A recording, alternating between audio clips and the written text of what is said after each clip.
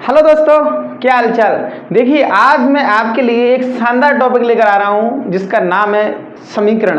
और आज मैं केवल सरल समीकरण की, सिंपल इक्वेशन की बात करेंगे, सरल समीकरण की बात करेंगे जो बहुत ही महत्वपूर्ण है, सभी बच्चों के लिए बहुत महत्वपूर्ण है। अगर आप पर सरल समीकरण नहीं आता, जैसा कि मैंने इंट्रोडक्शन वीडियो में बताया था, अगर आप पर सरल समीकरण नहीं आता तो आप किसी भी टॉपिक को, गणित के किसी भी टॉपिक को नहीं पढ़ सकते। इसीलिए आज हम सरल समीकरण की बहुत अच्छे तरीके से यहाँ व्याख्या करेंगे, समझाएंगे उसको कि क्या होता है वो, और धीरे धीरे हम समीकरण के स्तर को बढ़ाते हुए चलेंगे। अभी फिलहाल इस वीडियो में आपको लगेगा कि सर ये हम पे तो आता है, लेकिन धीमे धीमे हम स्तर को बढ़ाएंगे। देखिए, मैं सरल समीकरण की स्टार्टिंग करता हूँ बिल्कुल जीरो लेवल से। सरल समीकरण मैं बात करता हूं सबसे पहले संबंधों की, एक चर और एक अचर, व्यंजक की बात करता हूं सबसे पहले। देखिए, व्यंजक की बात करता हूं तो मेरे पास एक x चर राशि है और मेरे पास एक 2 अचर राशि है। इन दोनों को मैं किसी संक्रिया द्वारा जोड़ूं और मैं इन दोनों के बीच में संबंध लिखूं प्लस।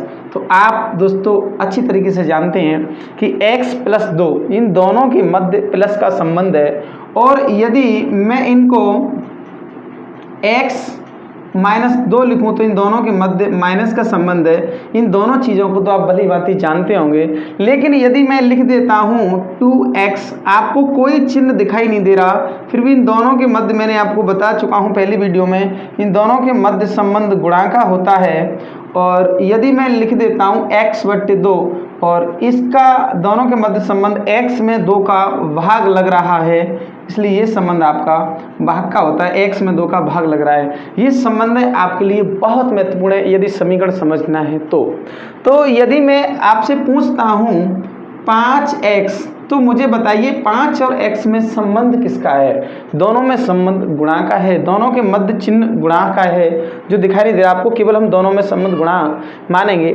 अब देखिए, हम आगे इसको और समझते हैं। आप समझ रहे होंगे, मैं जैसा कि बार बार कह रहा हूं कि समीकरण कितना महत्वपूर्ण है, जीवन के लिए भी समीकरण बहुत महत्वपूर्ण है। अगर संतुलन में है बातें तो समीकरण संतुलित है। देखिए, मैं इस समीकरण की तुलना तराजू से करता हूं, दैनिक जीवन के तराजू से।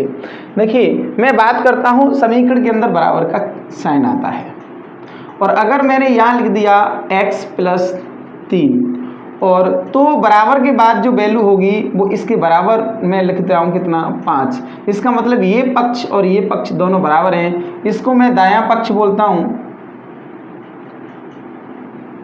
और इसको मैं बायां पक्ष बोलता हूँ।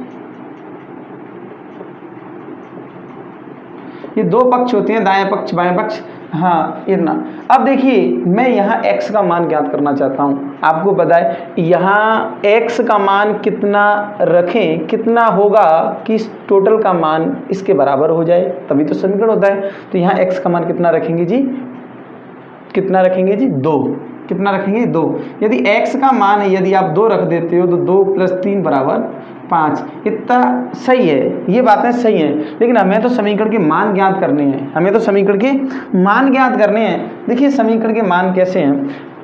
समीकरण मैं एज ए तराजू मानता हूँ, और समीकरण में एक विशेष चिन्हों की व्याख्या करता हूँ। जैसे ये बराबर का साइन है, अगर आपके पास इधर इस वाले पक्ष में अगर बाएं पक्ष में प्लस है तो बराबर से इधर जाएगा तो वो माइनस हो जाएगा। क्या हो जाएगा सर, माइनस हो जाएगा। और यदि इधर माइनस है और बराबर से इधर जाएगा तो ये प्लस हो जाएगा। और यदि यहाँ संबंध इधर गुणा का है, इधर जाएगा तो वो भाग का हो जाएगा। और यदि आपका भाग का संबंध है वो बराबर से इधर जाएगा तो आपका गुणा का हो जाएगा। ये संबंध आप अच्छे तरीके से लिख लीजिए, बहुत महत्वपूर्ण है। ऐसा ही नहीं कि इधर प्लस का इधर गया तो माइनस का, यदि इधर माइनस का है तो इधर आएगा तो प्लस का हो जाएगा। दाएं पक्ष से बाएं पक्ष में, बाएं पक्ष से दाएं पक्ष में अगर संख्या को इधर उधर ले जाते हैं तो चिन्हों का इस प्रकार आदान प्रदान होता है। इस चीज़ को आप ढंग से समझ लीजिए। प्लस का माइनस, माइनस का प्लस, गुणा का भाग और भाग का गुणा। मिटा देता हूँ। देखिए, अब मैं यहाँ x और 3 x और 3 दोनों के मध्य संबंध किसका है सर? प्लस का है। ये प्लस का है, बराबर से उधर जाएगा तो माइनस का। यहाँ लिखेंगे ये प्लस का इधर गया तो माइनस का, और x का मान कितना आया सर? तुम्हारा 2 आया। इस प्रकार आप समीकरण से मानों को ज्ञात कर सकती है। कि बेसिक क्लास में बिल्कुल जीरो लेवल से समझा रहा हूँ मैं, और बात करता हूँ अब आगे की ओर। अगर मैं ये लिखूँ 2x/3 बराबर 4, कुछ भी लिख लो, और यहाँ मुझे x का मान ज्ञात करना है। तो सबसे पहले आप ये बताइए, x के साथ 2 का तो गुणा हो रहा है, और 2x दोनों में 3 का भाग लग रहा है। तो सबसे पहले इस 2 को इधर ले जाएंगे या 4 को इधर ले जाएंगे? तो देखिए पर दूर का संबंध किसके साथ है? 3 के। इसको पढ़ेंगे कैसे? सबसे महत्वपूर्ण बात बच्चों के लिए भी यही समस्या आती है, सर कौन सी संख्या उधर ले जाएं?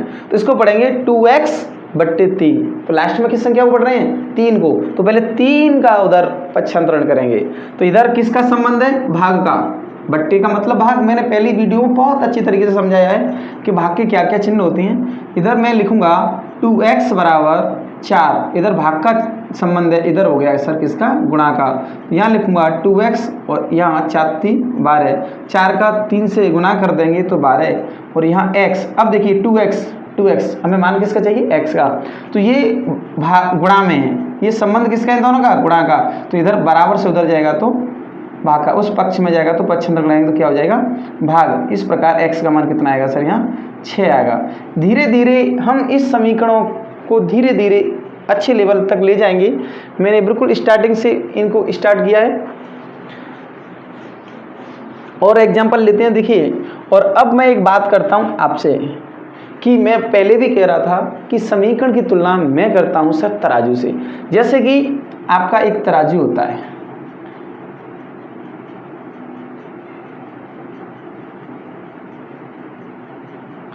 ये तराजू है आपका।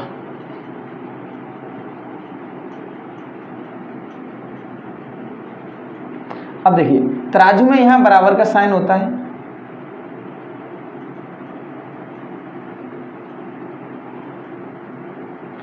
आप इसको ऐसे लटकाते हैं दोनों बराबर है, और हमारे समीकरण के अंदर भी क्या आता है सर? बराबर आता है।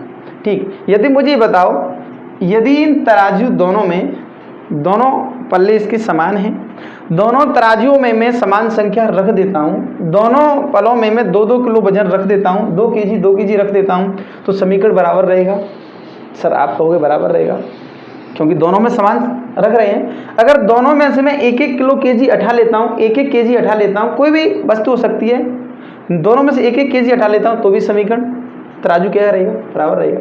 कहने का मतलब ये समझ में आया, समीकरण की तुलना में तराजू से करता हूं, और अगर इधर लिख देता हूं मैं x का मान अगर 5 है या x का मान 5 है, तो देखिए मैं समीकरण में दोनों पक्षों में यदि 2 जोड़ दूं तो समीकरण में कोई फर्क नहीं पड़ेगा। ये संबंध भी यहीं से निकल के आए हैं कि ये प्लस पक्षांतर करने पर माइनस होते हैं, गुणा है पक्षांतर करने पर भी गुणा का भाग बन जाता है। ये संबंध भी यहीं से आते हैं।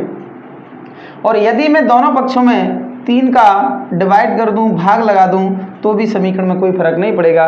ये वही है जो पहले था। समझ में आ रहा होगा दोस्तों कि समीकरण की तुलना में एज ए तराजू से कर रहा हूं। जिस प्रकार तराजू में समान संख्या दोनों पलों में रख दें, दोनों पक्षों में समान संख्या रख दें, समीकरण पर कोई फर्क नहीं पड़ेगा, तराजू पर कोई फर्क नहीं पड़ेगा। मेरी बात ध्यान से सुनिए, समीकरण की तुलना में तराजू से कर रहा हूं। समीकरण के दोनों पक्षों में समान संख्या में जोड़ देता हूं, समीकरण पर कोई फर्क नहीं पड़ेगा। जिस प्रकार तराजू के दोनों पक्षों में मैं समान संख्या रख दूं, समान वस्तु रख दूं, समान मात्रा में रख दूं, समान केजी, 2 केजी इसमें 2 केजी इसमें, तो इस तराजू पर कोई फर्क नहीं पड़ेगा, यथावत रहेगा, बराबर का बराबर रहेगा। दोनों में से 1-1 केजी उठा लूं मैं तो भी बराबर रहेगा। इसका मतलब ये हुआ कि समीकरण के दोनों पक्षों में समान संख्या का गुणा कर सकते हैं, समीकरण के दोनों पक्षों में समान संख्या को जोड़ सकते हैं, और समीकरण के दोनों पक्षों में समान संख्या को घटा सकते हैं। और यार दोस्तों ध्यान रहे, समीकरण के दोनों पक्षों में समान संख्या का भाग दे सकते हैं शून्य को छोड़कर। हाँ, शून्य की कहानी अलग है, शून्य को क्यों नहीं भाग लेंगे, क्योंकि वो अनिर्धारित हो जाता है। शून्य को छोड़कर समान संख्या का भाग दे सकते हैं। अब मैं बात